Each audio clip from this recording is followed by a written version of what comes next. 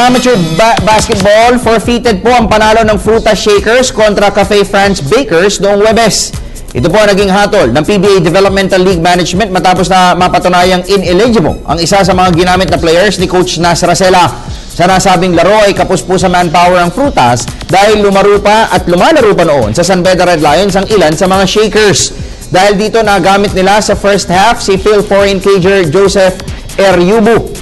Sa pagkalkal po ng PBA D-League sa mga papeles ni Eryubu, wala pa itong sapat na dokumento gaya ng Order of Recognition mula sa Bureau of Immigration. Yan po si Eryubu.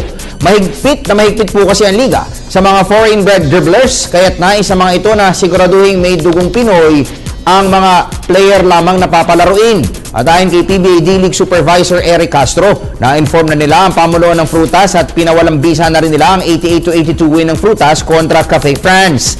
Bukod pa rito, pinagmulta rin umano nila ang kupunan ng 25,000 pesos. He played first half ng game nila against Cafe France. It so happened hindi pa siya cleared to play, wala siyang BID clearance. And that's one requirement. Yeah, it's in the bylaws na kailangan lahat ng hindi pinanganak sa Pilipinas magkaroon ng clearance from the Bureau of Immigration.